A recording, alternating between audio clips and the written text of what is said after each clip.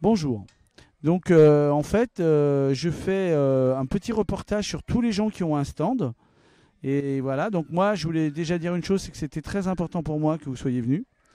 Parce que comme je l'ai déjà dit, avant que vous arriviez, en fait, on s'est croisés déjà dans des réunions.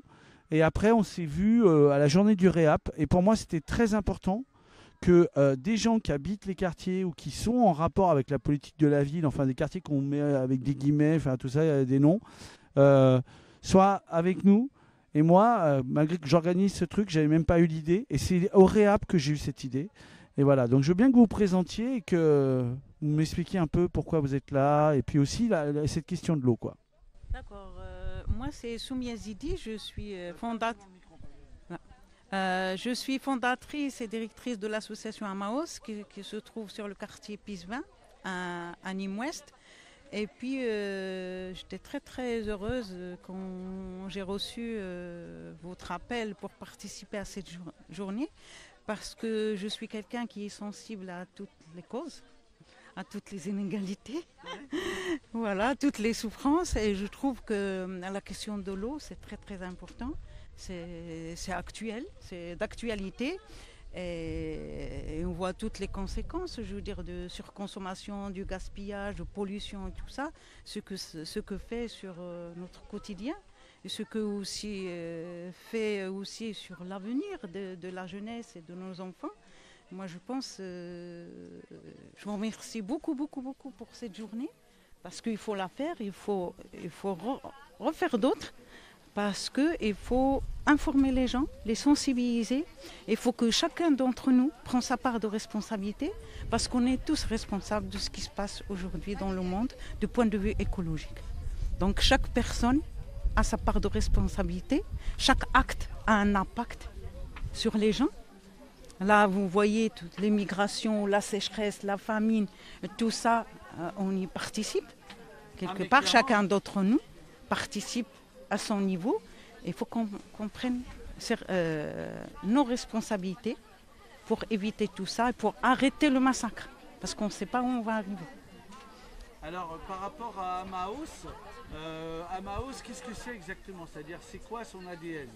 Bah, Amaos, son ADN, c'est la lutte contre les inégalités et les injustices. Voilà, vous pouvez dire ça. Donc, on lutte pour toutes les causes.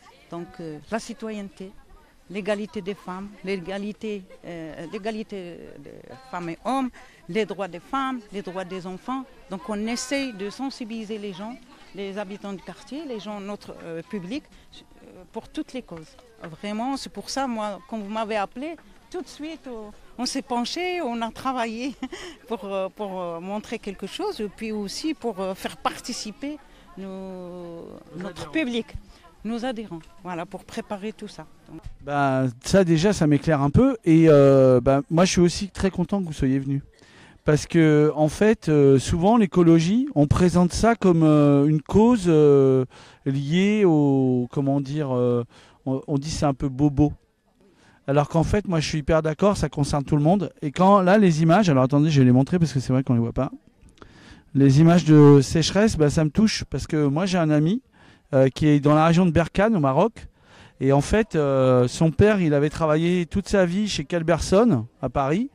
Et il avait mis tous ses sous dans des champs de clémentines. Et en fait, ils ont pompé l'eau, il n'y a plus d'eau. Et ils ont arrosé les champs avec une eau qui était de plus en plus salée. Et tous les champs, tous les clémentiniers sont morts. Et donc, en fait, ils travaillent. Et en fait, on ne se rend pas compte que bah, c'est juste à côté. Parce que c'est pas très loin, quoi. C'est juste à côté, quoi. C'est de l'autre côté de la Méditerranée, mais on est cousins, quoi. Et en fait, ce qui s'est passé là-bas, en fait, c'est ce qui est en train de se passer un peu en Camargue. Parce que le sel est en train de monter et ça tue tout, en fait. On s'en rend pas compte. Et donc, il me parlait, il me disait voilà, mon père, il est mort. Il a travaillé toute sa vie. Et en fait, j'ai plus rien. La terre, elle est pleine de sel, quoi. Donc, je pense que vous aussi, vous devez avoir des histoires comme ça de gens autour de vous qui sont obligés de partir, en fait. regardez le climat, même ici, dans ce territoire-là, regardez le climat, comment il est. Tout a changé. Vous l'avez senti, le changement? Ah oui, je l'ai senti complètement. Moi, ça fait 40 ans que je suis ici. Ouais. Ça a complètement changé. Et ça fait peur, vraiment. Le changement, comment? Ça fait déjà quelques années. Ouais. Mais surtout cette année, on le sent encore plus. Ah oui. Avec les chaleurs et tout ça, c'est incroyable. Les chaleurs, je veux dire, les tempêtes, c'est pas possible. Ouais, c'est vrai qu'on ne se rend pas compte, mais on a quand même une inquiétude. Une inquiétude réelle. Et les répercussions, ils sont là. Et les enfants, On ne va pas les avoir avant, mais ils sont déjà là. Ouais, c'est ça. Hein. Et par rapport aux enfants, par exemple, vous avez plein d'enfants qui viennent À l'association, ouais. oui, bien sûr. Et comment vous pensez qu'ils sentent le truc? Ils sont pas trop, je veux dire, ils ont besoin encore d'être sensibilisés à informer. Voilà, donc il y a beaucoup de travail encore à faire. Soit avec les enfants ou avec les parents aussi, et même les adultes. Parce qu'on voit juste leur façon de consommer. Je veux dire, on le voit tous les jours. Les gens, ils sont encore insensibles à cette question-là. Et merci d'être venu, hein, vraiment. Ah non, mais vous savez quoi, on travaille beaucoup pour le faire. Et en fait, notre idée, c'est que ça soit un endroit qui rassemble les gens du territoire, mais tous les gens, pas... voilà, c'est ça qui est important. Parce qu'on en a besoin aussi, ça. Hein.